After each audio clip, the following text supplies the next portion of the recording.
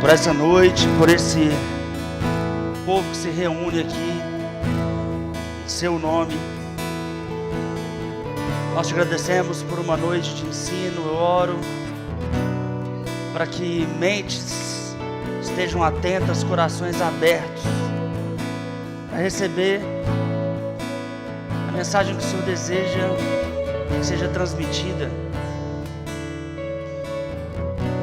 Eu creio, Senhor, eu creio no Senhor se revelando no seu caráter para o seu povo, para os seus filhos que estão aqui.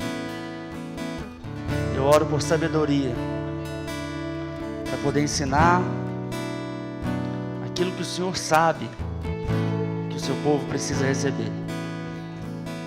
Em nome de Jesus. Aleluia, aleluia. Glória a Deus. Pode sentar, gente. Muito obrigado. Boa noite. Ó, tá dando um. Boa noite. Boa noite. Deu. Aleluia. Glória a Deus. Estão bem, gente? Hoje começamos a nossa primeira quinta rema. Esse mês de fevereiro vão ser 4, como se fossem aulas demonstrativas, pequenas pílulas sobre o rema. A gente vai ter também o aquecimento rema na semana do dia 17, não é isso, Carol? Que vai ser segunda, quarta e sexta-feira, que vai ser uma semana mais intensa, e vai ter também a quinta-feira com esse tema relacionado ao rema. Amém? O rema é um centro de treinamento bíblico interdenominacional. Ele não é apenas para a igreja Verbo da Vida. A gente tem vários pastores, vários crentes, e não é apenas para pastores, né? Pelo contrário, é para todo mundo que é filho de Deus. Sabe, a Bíblia, ela é entregue não para o clero, né? Não para os pastores, não para os ministros, mas ela é entregue para o povo. Amém?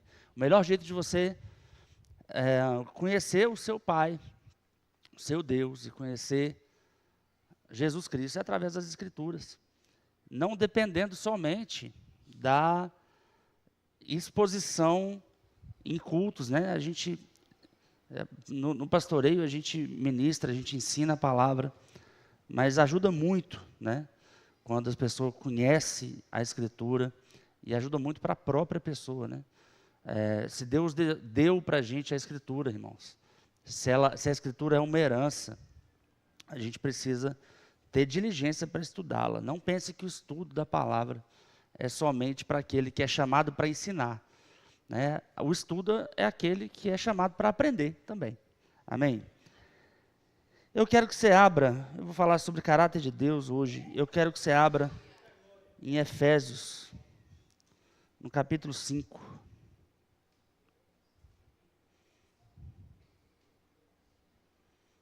Verso 1. Efésios, capítulo 5, verso 1. Tem uma afirmação, um conselho do apóstolo Paulo, extremamente poderoso, e que a gente às vezes passa por ele sem dar a devida atenção ao que o apóstolo Paulo está dizendo.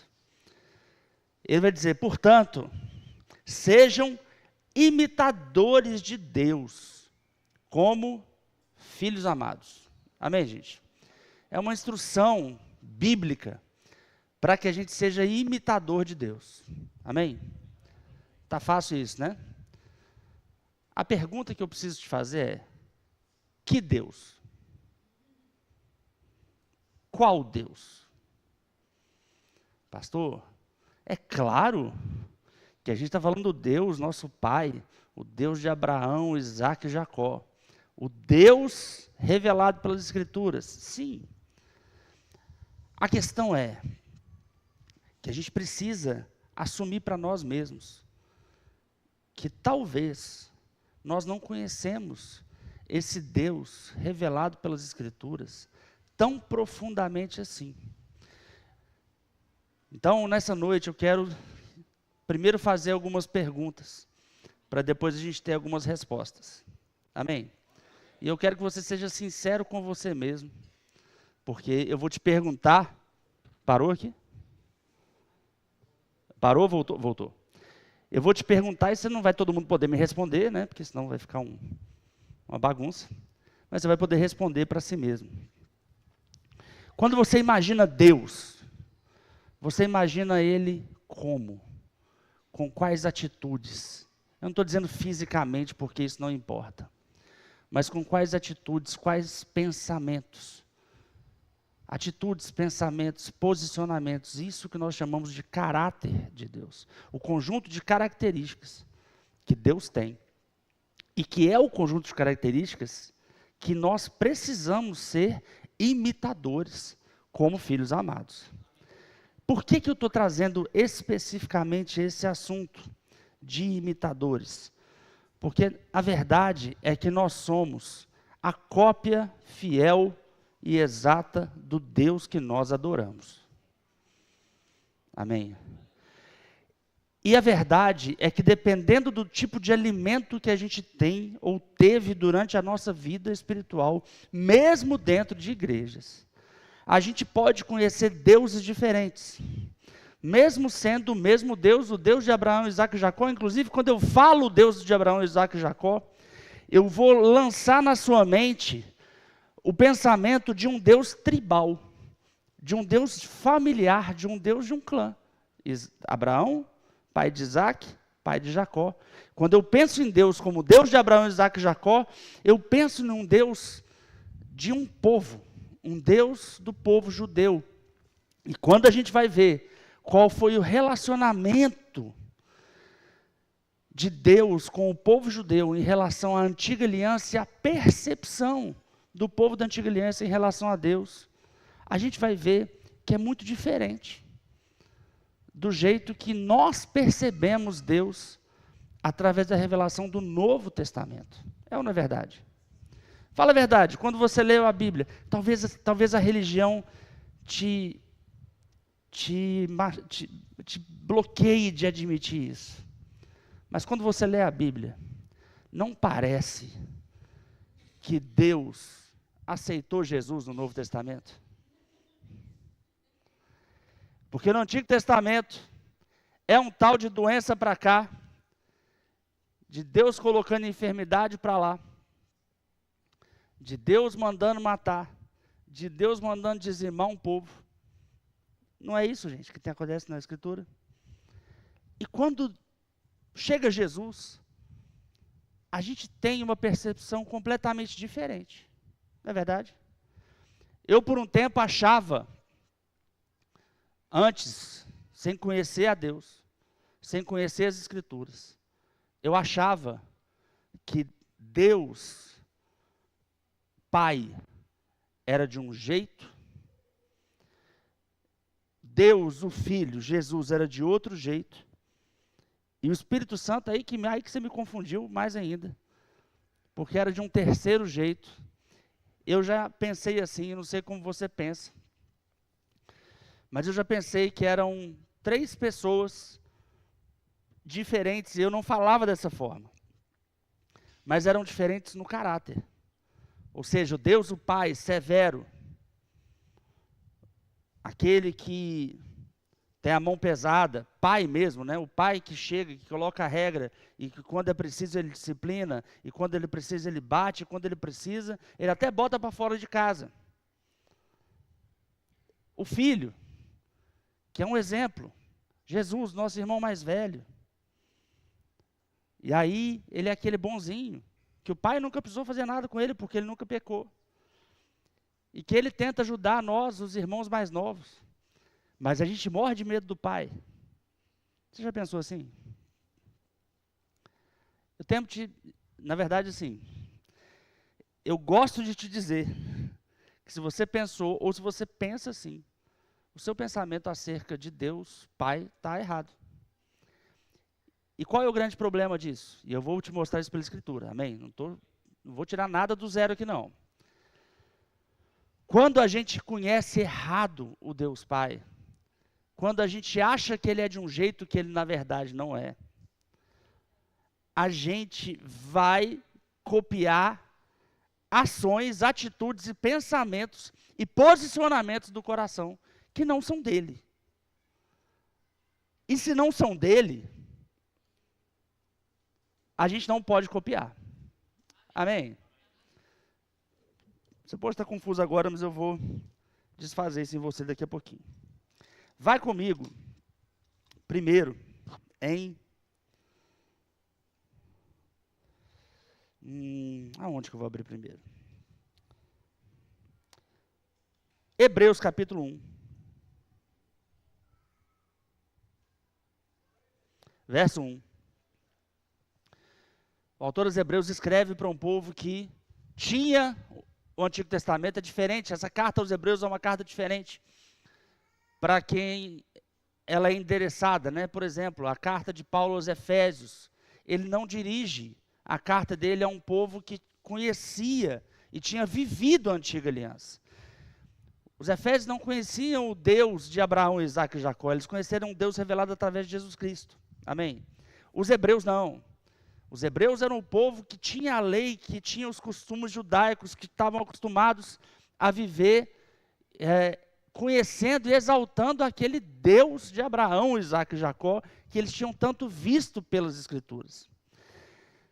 Hebreus 1, falando para esse povo, diz assim: há muito tempo Deus falou, muitas vezes e de várias maneiras, aos nossos antepassados, por meio dos profetas. Algumas versões vão dizer aos pais por meio dos profetas.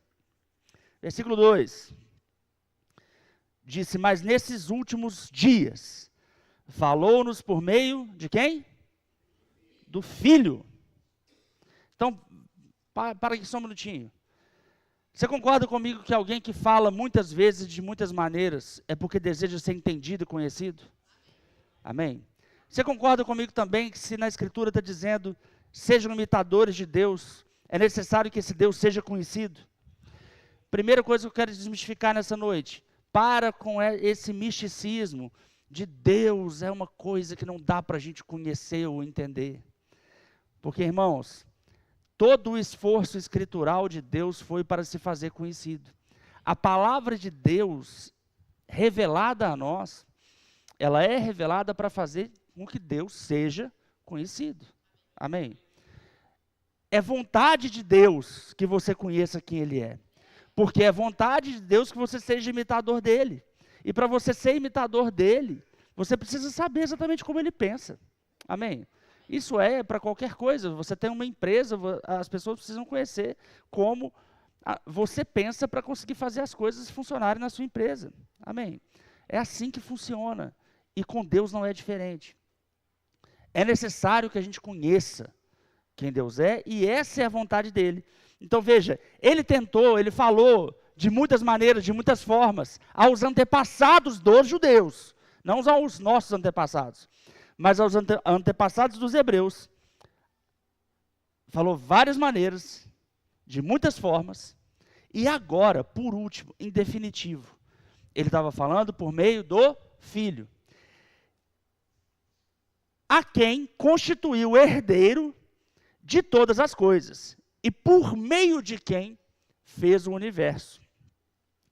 Versículo 3, o Filho é o resplendor da glória de Deus, o brilho da glória de Deus. Se você quiser saber como é a glória de Deus, você tem que olhar para o Filho. E a expressão exata do seu ser. Aí a gente já tem uma pista maravilhosa. Se eu quero saber como Deus é, como Ele pensa, eu não posso olhar para ninguém além do Filho. Porque, e a gente vai ver isso com mais clareza nessa noite. A gente tem um pensamento que a Bíblia, ela foi ditada por Deus. Mas nós conhecemos a Escritura como uma revelação progressiva do conhecimento de Deus. O exemplo que nós sempre damos é que a antiga aliança, antes de Cristo, o que tínhamos era a sombra das coisas que haviam de vir, como a Escritura diz. Você pode conhecer alguém pela sombra? Pode? Sim ou não? Depende. Você pode até reconhecer alguém pela sombra. Só que você só consegue reconhecer alguém muito bem pela sombra e olhar para uma pessoa e saber quem ela é pela sombra dela, se você conhecer muito bem a pessoa na luz. Porque a sombra, ela pode ter formas diferentes. A sombra pode deixar alguém que é muito pequeno parecer muito alto. Aí.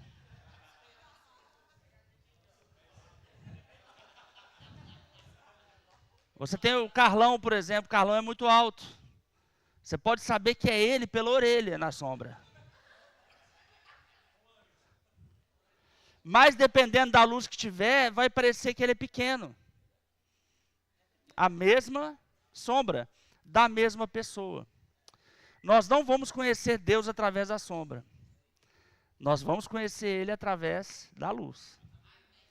Abre em João no capítulo 1.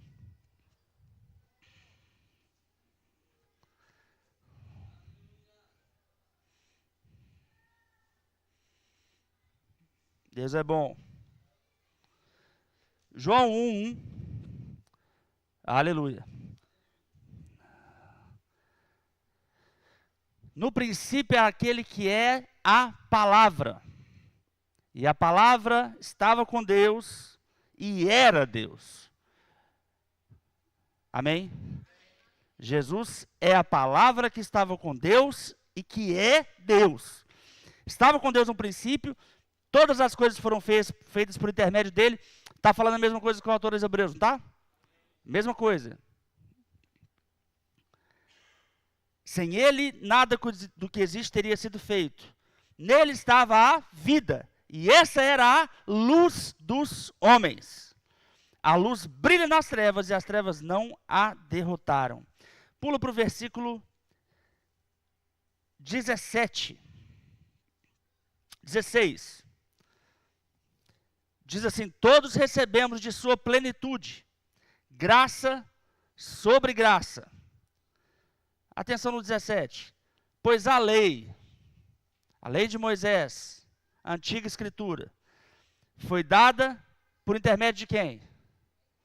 De quem, gente? Não é de Deus, não?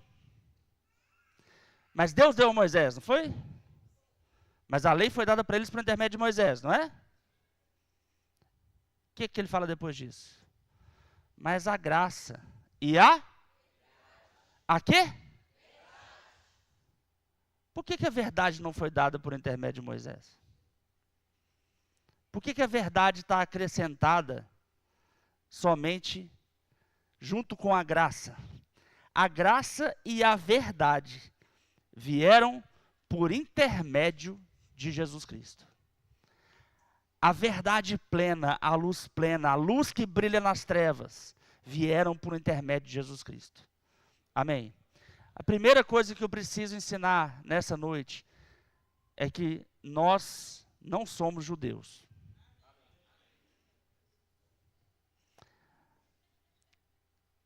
Isso deveria ser mais fácil de ensinar. Por quê, irmãos? Porque os textos da Antiga Aliança, eles são muito fascinantes. E por um misto de falta de conhecimento, falta de acesso à palavra, ou mesmo falta de estudo da palavra, uma grande parte das igrejas evangélicas, principalmente, prega muito mais sobre a Antiga Aliança do que sobre a Nova.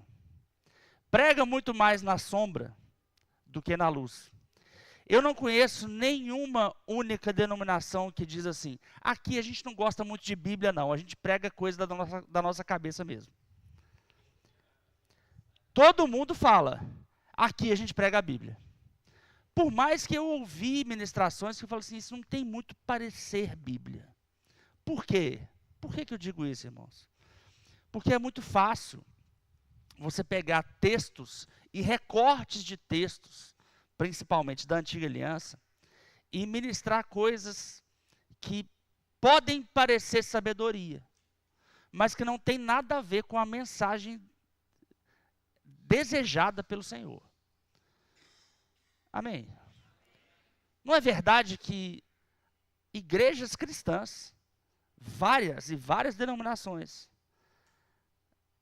divergem sobre o que Deus faz e quem Ele é? Não é verdade? Por quê? Eu vou te dizer por causa de duas coisas. A primeira e maior delas, falta de conhecimento. Falta de conhecimento da palavra, falta do desejo de estudar a palavra. A palavra de Deus, irmãos, para a gente, ela é prioridade acima de toda coisa. De todas as coisas. E quando eu digo que ela é prioridade, não é de uma maneira mística, que você ficar abraçado com ela, ou ela aberta no Salmo 91 na sua casa. Ela precisa ser estudada. E por que ela precisa ser estudada? Porque ela precisa... A gente precisa entender qual é o nosso propósito, qual é a mensagem e o que o nosso Pai espera da gente. A gente não pode manusear a Bíblia, nós como cristãos. A gente não pode manusear a Bíblia como quem manuseia um livro de receita, procurando o que hoje eu vou fazer um bolo de, deixa eu ver onde que eu acho aqui. Não, eu preciso saber onde que está cada coisa dentro da Escritura. Amém? Eu preciso conhecer a Escritura. E de novo, a gente tem um pensamento muito errado de que quem precisa saber disso é quem ensina a palavra. Mas veja se faz algum sentido isso. É claro que eu preciso saber disso, porque senão eu vou estar ensinando o quê? Agora, se eu preciso saber disso para ensinar, é porque você precisa aprender. E se você precisa aprender, existe um valor no aprendizado da palavra. A maior dificuldade é o conhecimento. E a maior dificuldade das pessoas do acesso ao conhecimento é a preguiça. É a preguiça de estudar. É a preguiça de... Mas eu tenho que aprender isso. Eu acho que se você ama o Senhor, você precisa até saber quem você ama. Porque você ama quem? E qual Senhor você ama? De novo, a gente se torna a imagem do Deus que a gente adora. Sabe por que a gente não amarra um monte de bomba no nosso corpo e se explode? E grita que é por Deus. Porque a gente não é muçulmano. O profeta deles, o ensinamento dos profetas deles ensinam que é assim que se agrada a Deus. Como que a gente agrada a Deus? Vai lá em Hebreus capítulo 11, versículo 6.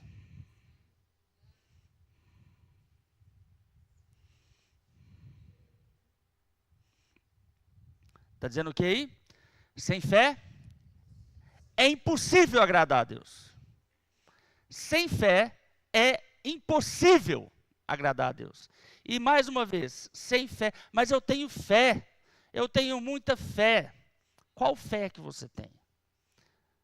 Eu não vou falar sobre isso hoje. Tem uma matéria no Remo chamada Fundamentos da Fé, você vai ter ela também. Mas abre em Romanos 10, 17. O que está dizendo aí? Consequentemente, a fé vem pelo... E ouvir o quê? Palavra de Deus ou palavra de Cristo? Ouvir a palavra de Deus. Fé não é um sentimento. Fé é um resultado de conhecer a palavra.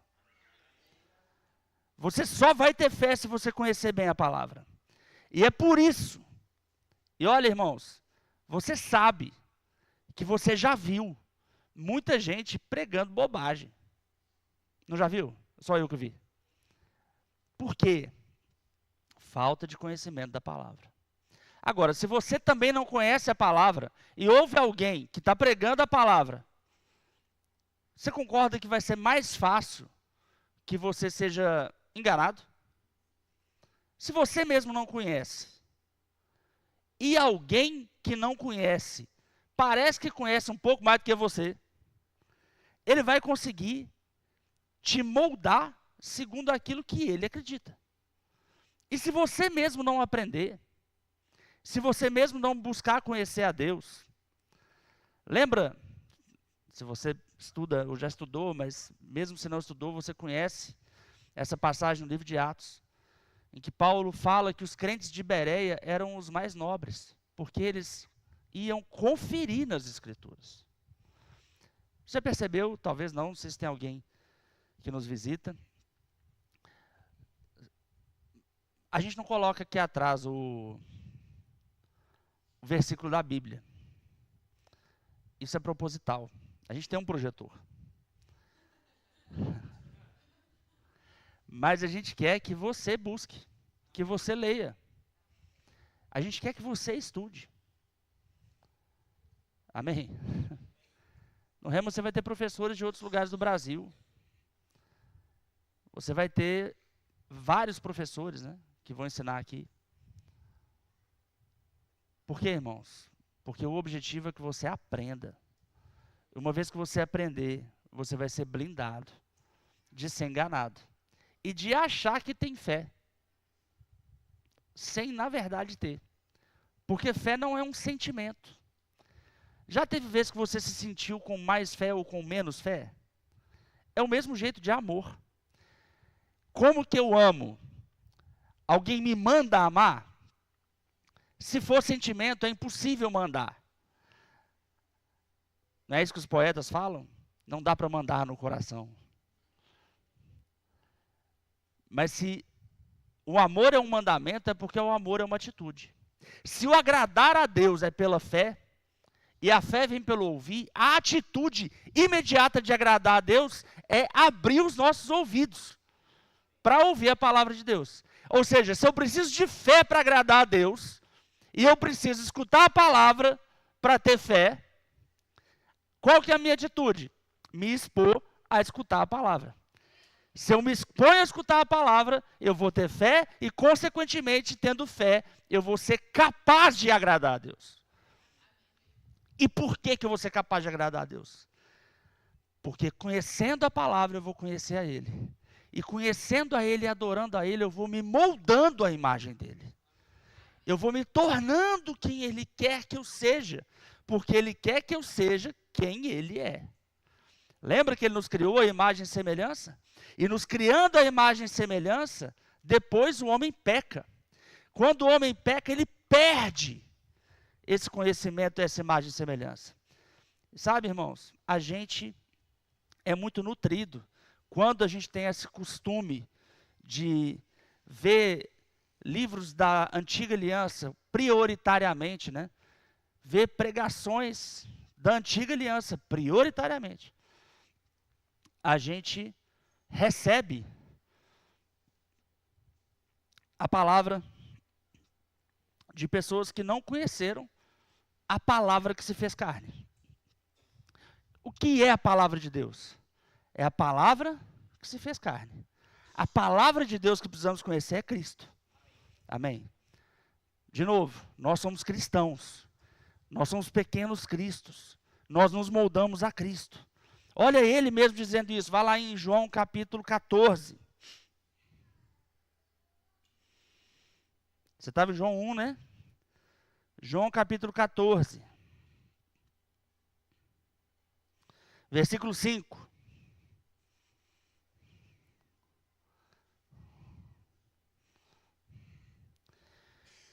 Disse-lhe Tomé: Senhor, não sabemos para onde vais. Como então podemos saber o caminho? Respondeu Jesus: Eu sou o caminho, a verdade e a vida. Ninguém vem ao Pai, a não ser por mim. Se vocês realmente me conhecessem, olha só, presta atenção nisso aqui. Jesus está falando para os apóstolos. João capítulo 14, presta atenção nessa revelação maravilhosa. É logo depois de João capítulo 13. João capítulo 13 é a última ceia. Eles andavam com Jesus há 3 anos e meio, como discípulos dele. Para onde Jesus ia, eles iam atrás. 3 anos e meio. Jesus vira para esse povo e fala assim: olha, se vocês realmente me conhecessem, conheceriam também o meu Pai. Amém? Se você realmente conhecer Jesus, aí sim você vai conhecer o Pai. Quer saber quem Deus é? Olha para Jesus. Já agora vocês o conhecem e o têm visto. Disse Filipe: Senhor, mostra-nos o Pai, e isso nos basta. Filipe tem uma dificuldade cognitiva séria. Versículo 9. Jesus respondeu: você não me conhece, Filipe, mesmo depois de eu ter estado com vocês durante tanto tempo. Quem me vê, vê o Pai. Como você pode dizer, mostra-nos o Pai? Você não crê que eu estou no Pai, e que o Pai está em mim.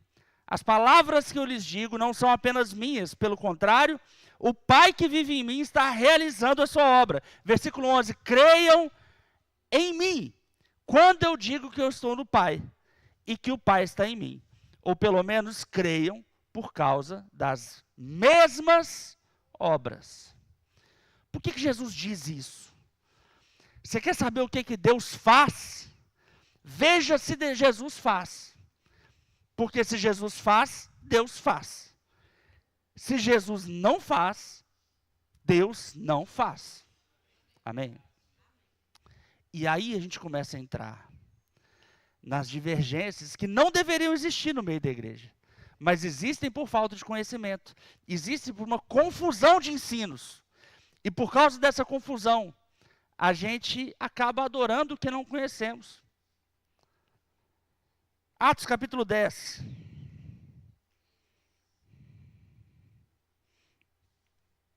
Versículo 38.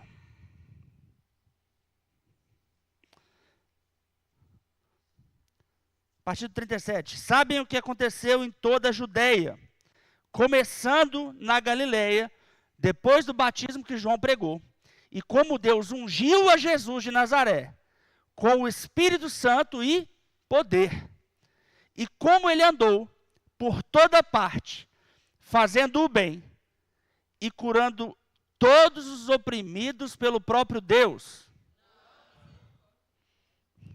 É isso? Mas por que a gente fica falando por aí que Deus colocou doença para tratar alguém?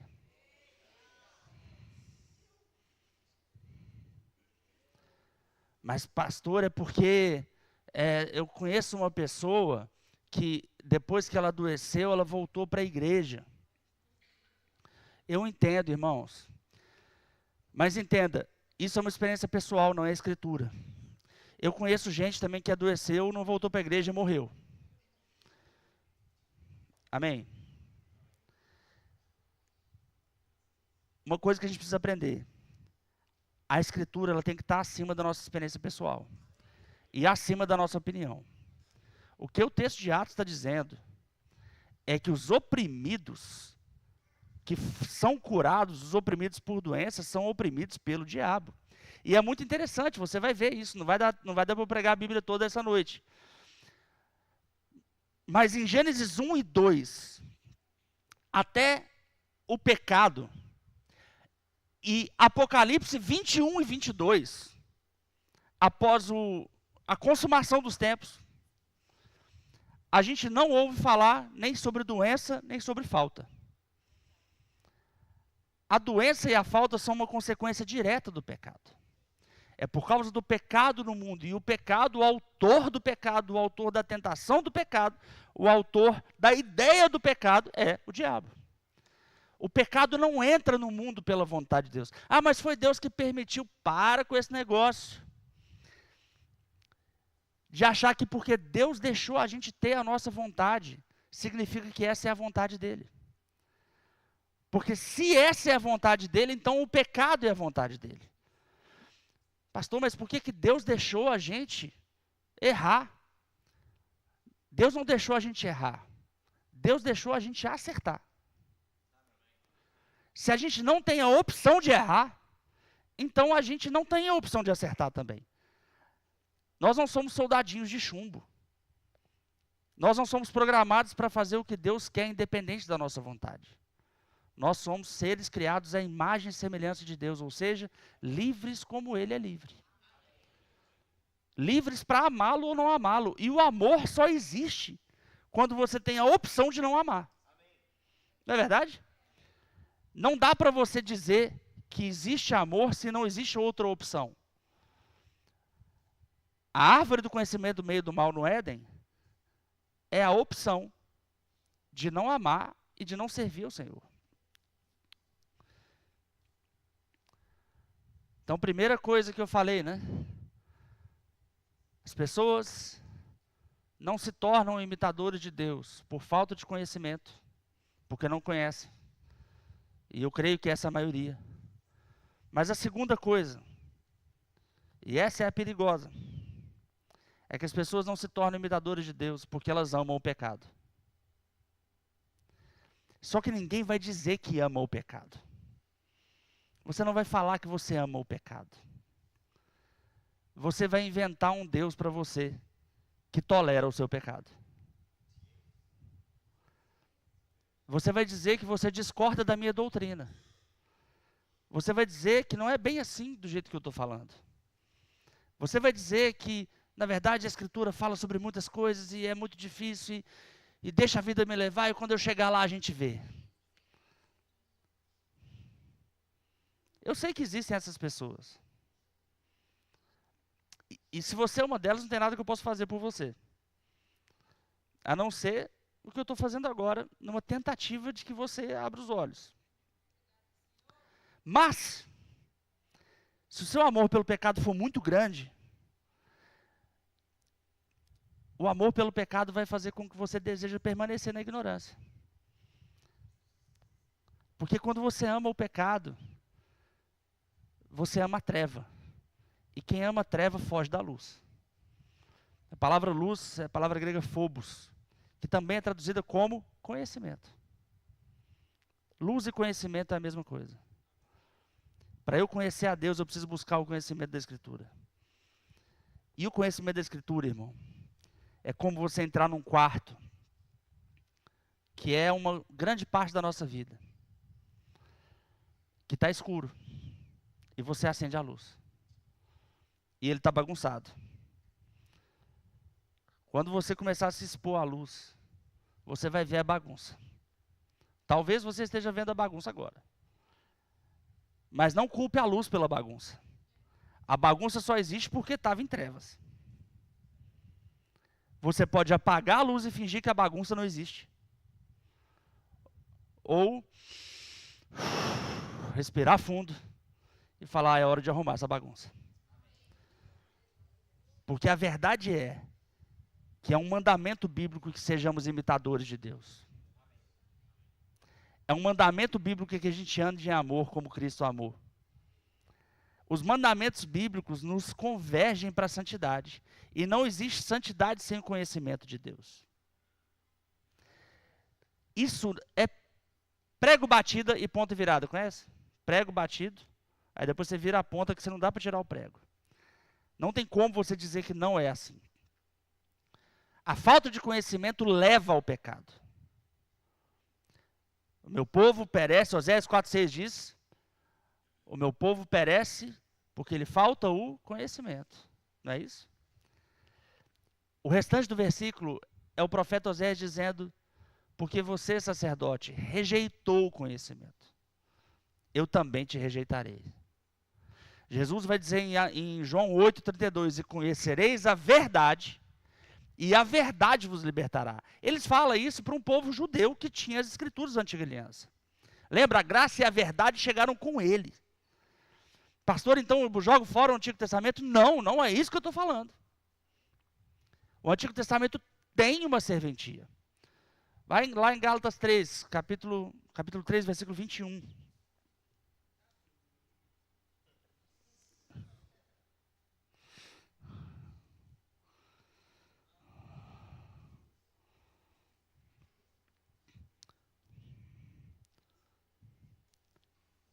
A hora que pode estar passando na sua cabeça. Então a lei opõe-se às promessas de Deus de maneira nenhuma.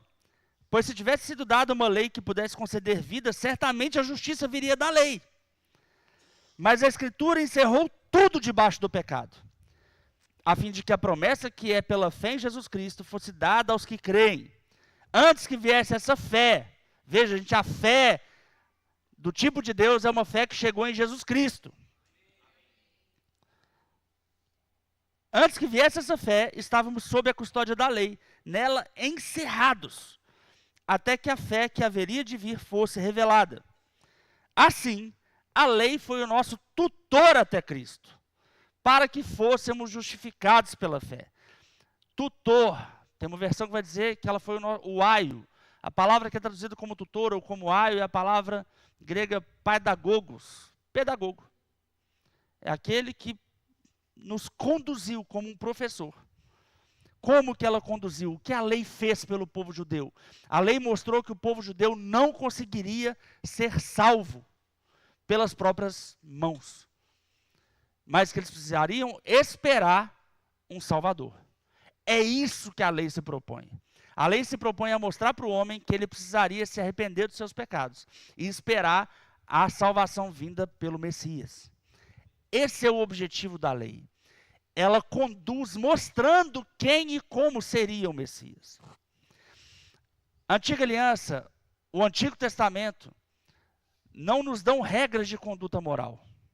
Quem nos dá regra de conduta moral é Cristo. Por quê, irmãos? Porque as regras de conduta moral do Antigo Testamento são inferiores a Cristo. 1 Coríntios capítulo 11, verso 1. Abre lá.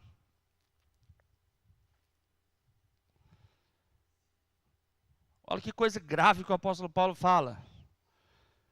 Sejam meus imitadores, como eu sou de Cristo.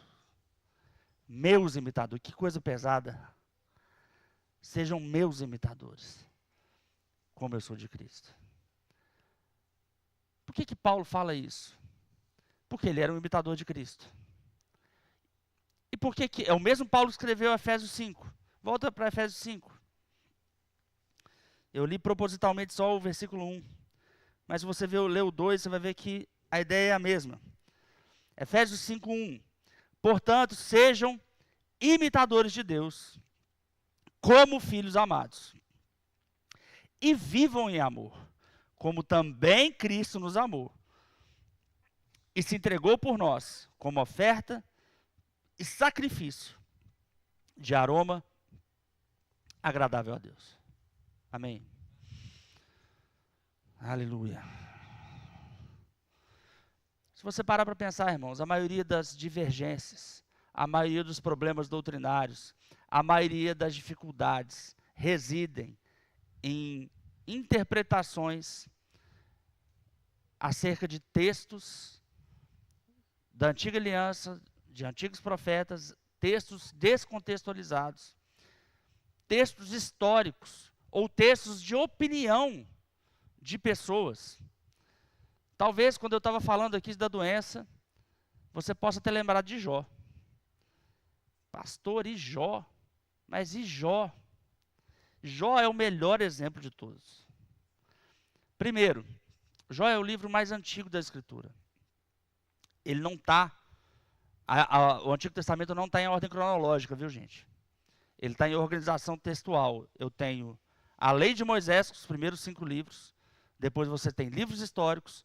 Depois você tem os livros poéticos. E aí Jó está no meio dos livros poéticos, porque Jó é uma poesia. Ela rima em hebraico. Em português ela não rima. Mas em hebraico ela rima. E depois você tem os profetas. Amém? Mas o livro mais antigo é o livro de Jó. Jó é como o homem, talvez o homem mais rico e conhecido na região em que Abraão nasceu. Amém?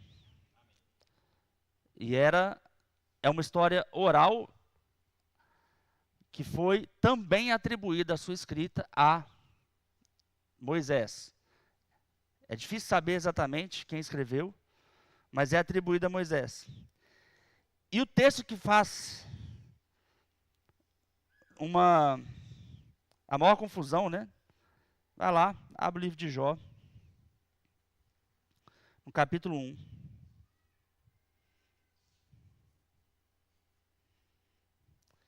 E você sabe, né, tudo que aconteceu com Jó, aquela confusão toda. Se você está pensando em Jó, né? Versículo 20, logo depois que ele ouviu as últimas notícias ruins. Diz assim: ao ouvir isso, Jó levantou-se, rasgou o manto e rapou a cabeça.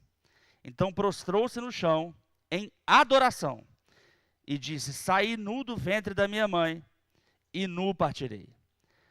O Senhor deu, o Senhor levou. Louvado seja o nome do Senhor.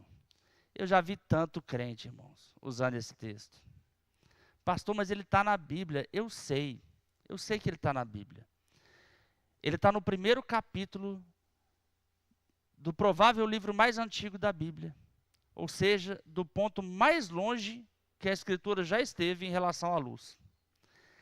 E o mais interessante é o que está no final desse mesmo livro. Jó no capítulo 42. E aqui, na aula de caráter de Deus, provavelmente você vai ter, dependendo, né, uma explicação melhor sobre Jó. Não dá tempo da gente falar isso hoje, porque esse seria um seminário de uns 2 dias. Um só para Jó. Para explicar tudo. Jó 42, versículo 3, está dizendo assim: tu perguntaste, quem é esse que obscurece meu conselho sem conhecimento? Certo é, isso é Jó dizendo, que falei de coisas que eu não entendia, coisas tão maravilhosas que eu não poderia saber. Anterior a essa afirmação de Jó, são palavras de Deus corrigindo Jó, justamente por falar coisas que ele não entendia, por referir-se a Deus de uma maneira que ele não conhecia. E hoje, 2025, tem gente postando, quando perde alguma coisa, quando sofre alguma coisa, dizendo: Deus deu, Deus tomou, louvado seja o nome do Senhor. Irmão, se você tiver no seu coração incrustado o mesmo sentimento de Jó, veja, Jó não tinha nem a lei. Sabe o que Jó sabia sobre Deus? O conhecimento de Jó sobre Deus era: tinha um casal no paraíso, esse casal pecou, foi expulso de lá, o filho mais velho matou o filho mais novo, depois de um tempo a maldade cresceu, e aí Noé, arca, dilúvio, matou a humanidade toda afogada. E agora estou eu aqui, Jó, fazendo sacrifício para agradar esse Deus. Jó conhecia um Deus de ouvir falar. E o que Jó ouvia falar sobre Deus era tenebroso. A gente não pode olhar para Deus do mesmo jeito que Jó olhava. Nós temos Jesus Cristo para olhar. E Jesus Cristo é aquele que morreu no nosso lugar. Se eu olho para Deus como um juiz que pode mandar um dilúvio, um raio na minha cabeça, eu não quero conhecê-lo. Eu prefiro não conhecê-lo. Mas se eu entendo que Deus é um Deus de amor, eu sei, irmão, você pode ter muitas questões. Mas e texto tal e tal coisa, e eu estou aqui à disposição para te explicar qualquer coisa. Hoje, novamente, é só uma pílula. E eu desejo te mostrar 2 coisas nessa noite. Primeira, você precisa saber que a imagem de Deus é Jesus Cristo. E você precisa saber que é a Ele que você precisa copiar. Mas você precisa conhecê-lo pelas Escrituras. E você precisa conhecer o motivo das Escrituras serem como elas são. Amém? Você precisa saber que o conhecimento que vai te libertar é o conhecimento que vai te transformar a imagem e a semelhança do seu Pai. É o conhecimento que vai te libertar. E de novo, irmãos, ou você vai conhecer e vai perceber a maravilha que é servir ao seu Deus, ou você não vai conseguir se tornar a imagem e a semelhança dele. E aí você não vai conseguir agradá-lo pela fé. Sabe? As nossas ações, elas têm consequências. Eu falo isso com todo amor do meu coração. Eu sei que a vida, ela coloca muitas barreiras. E é muita coisa mesmo. Para que você não conheça Deus. Muitas. Tempo, recurso, prioridades. Mas vai lá em 1 Timóteo, eu vou encerrar com esse texto. Capítulo 2.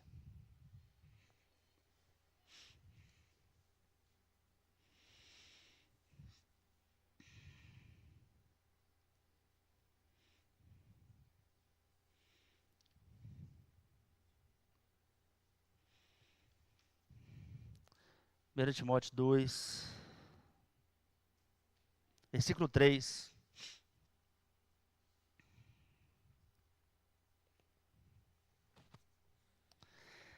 Diz assim: isso é bom e agradável perante Deus, nosso Senhor, que deseja que todos os homens sejam salvos e cheguem ao conhecimento da verdade.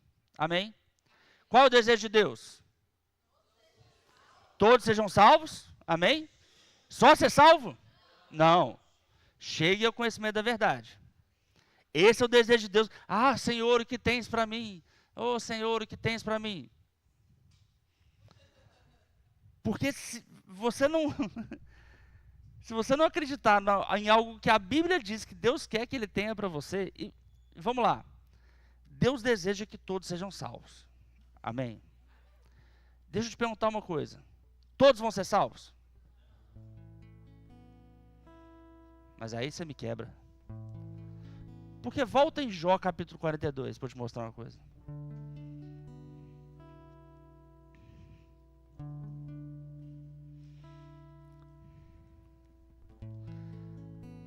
Versículo 1. Jó 42, 1. Então Jó respondeu ao Senhor: sei que podes fazer todas as coisas. Nenhum dos teus planos pode ser frustrado. Amém, gente? Algum plano de Deus pode ser frustrado? Deus tem o plano que todo mundo seja salvo? Todo mundo vai ser salvo? Vamos de novo. Porque tem um conflito claro aqui. Deus quer que todo mundo seja salvo? É isso que Paulo fala, não é? O desejo de Deus é que todo mundo seja salvo, não é? Todo mundo vai ser salvo? Deus pode fazer todo o desejo dele funcionar?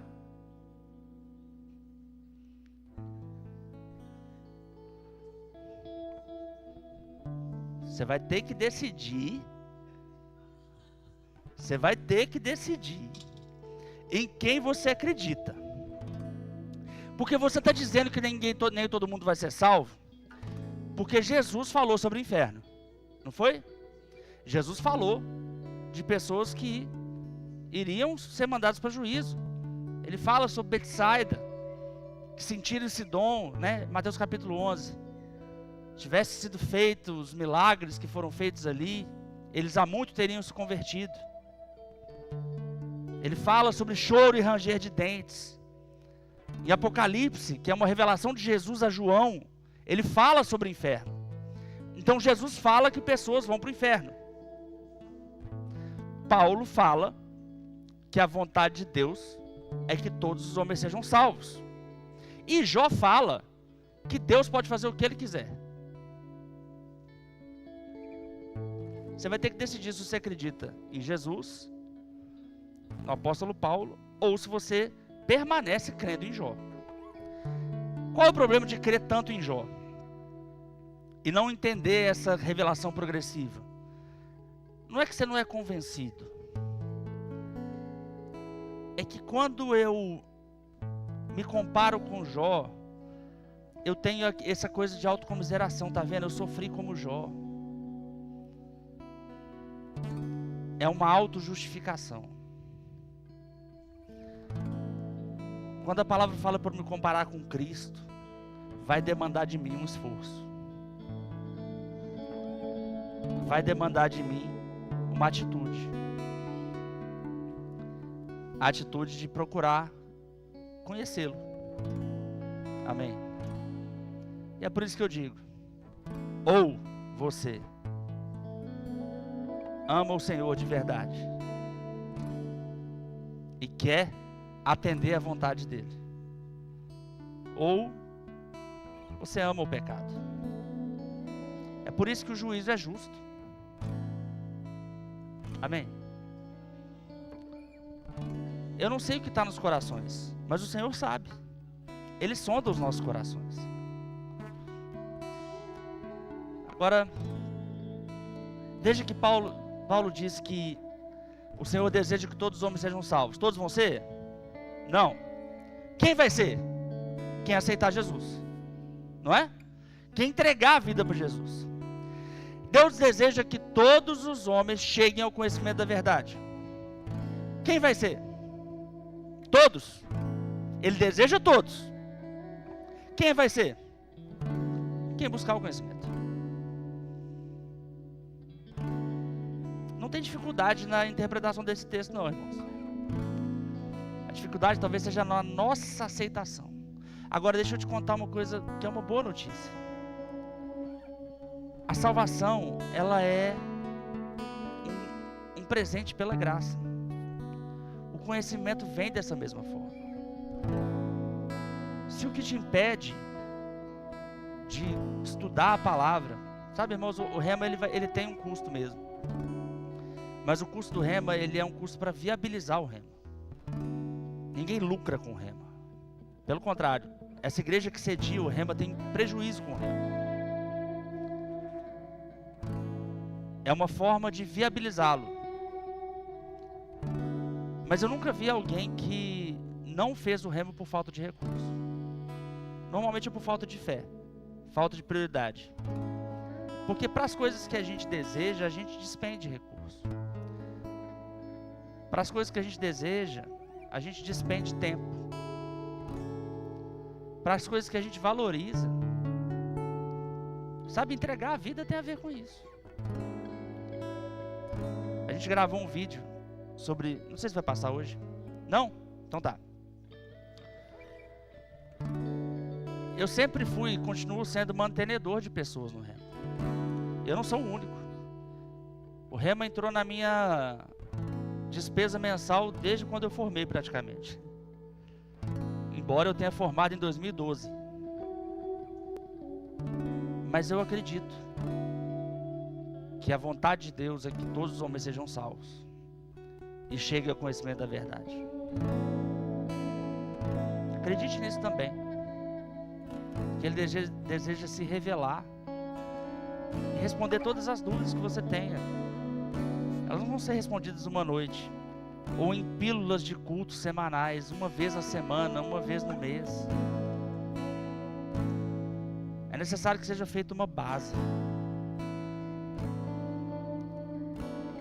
E a gente está recheado de testemunhos de pessoas que, com um coração como boa terra, simplesmente se entregaram para buscar o conhecimento da verdade. E de novo, se eu fosse o diabo, eu ia fazer de tudo para que você tivesse menos acesso à palavra. Eu tentaria encher a sua vida com outras coisas, com outras prioridades, a não ser conhecer a Deus através da Escritura.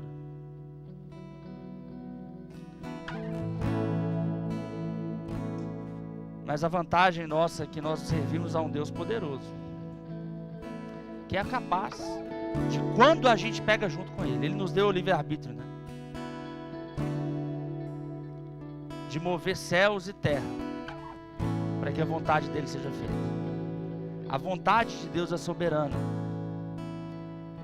E por essa soberania, Deus declarou a nossa vontade sobre a nossa vida soberana até a própria dEle.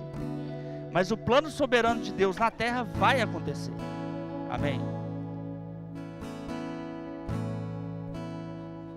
Não, pastor, eu não acredito nisso não. Eu acho que Deus que predestina tudo pra gente. Se você acredita nisso, então você acredita em um Deus que predestina o pecado. Então você acredita que em um Deus que te faz pecar. Amém? Esse pensamento ele não faz nenhum sentido. Eu sei que tem muita gente que pensa assim, mas eu falo com toda a tranquilidade do meu coração. As pessoas estão erradas. E eu não estou diminuindo Deus dessa forma, pelo contrário. Deus é soberano e Ele faz as coisas do jeito que Ele faz. Acredite eu ou você que Ele faz dessa forma ou não. Mas é muito claro que Deus nos dá a liberdade de fazer o que a gente quer fazer. Você faz o que você quer fazer. O mal que existe no mundo não é pela vontade de Deus, é pela vontade do homem, inspirado pelo diabo. Ah, não, é tudo a vontade de Deus. Então você não crê num Deus bom.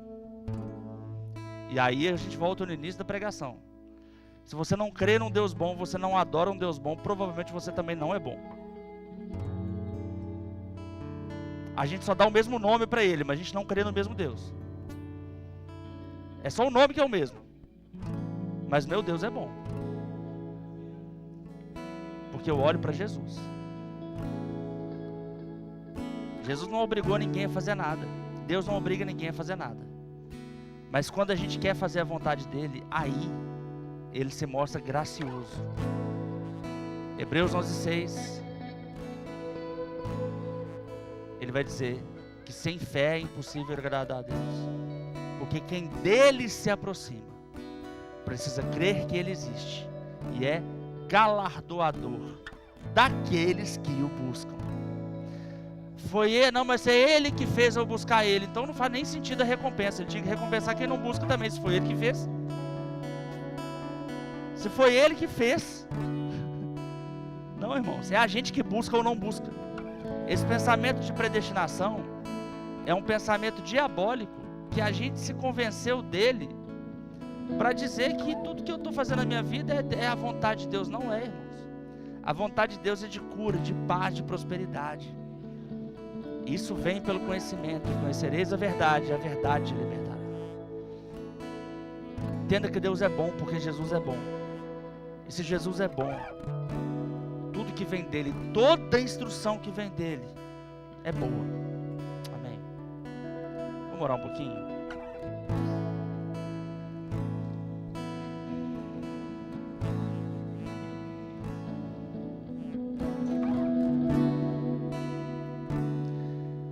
Falando sobre vontade de Deus,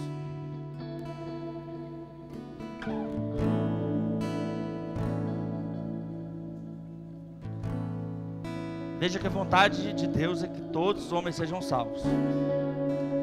Mas para ser salvo, eu preciso reconhecer Jesus como meu Senhor e meu Salvador. Amém. Amém, gente. Aleluia.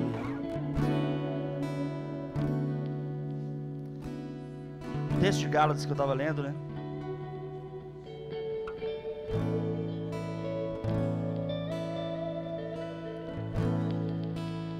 Ele vai dizer, no verso 25, Gálatas 3:25, agora, porém, tendo chegado à fé, já não estamos mais sob o controle do tutor, o pedagogo, né? Todos vocês são filhos de Deus, mediante a fé em Cristo Jesus. Ou seja, por meio da fé em Cristo Jesus. É quando eu creio em Cristo que eu me torno filho de Deus. Deus não vai enfiar filhos para o inferno. Os filhos vão todos ser salvos. Quem vai para o inferno? Quem não creu em Cristo. Quem pela fé não se tornou Cristo. Não se tornou filho.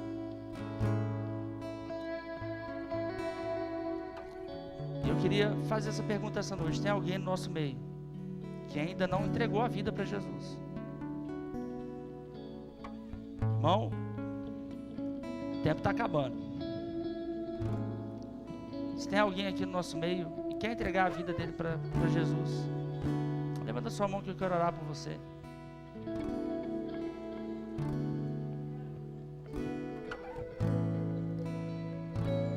A palavra fala sobre a gente confessar Jesus publicamente. Tem alguém que ainda não fez isso, que deseja fazer agora? Levanta sua mão. Aleluia. Todo mundo salvo? Glória a Deus. Glória a Deus. Glória a Deus. Outra coisa, como a gente leu em Atos 10, 38. A palavra diz que ele curou a todos os oprimidos pelo diabo, porque Deus era com ele. Jesus, quando envia os discípulos, ele fala que aquele que, na verdade, João 14 ainda, no verso 12, ele vai dizer que aquele que crê nele fará obras ainda maiores, porque ele estaria indo para o Pai. Ele diz também, em Marcos capítulo 16,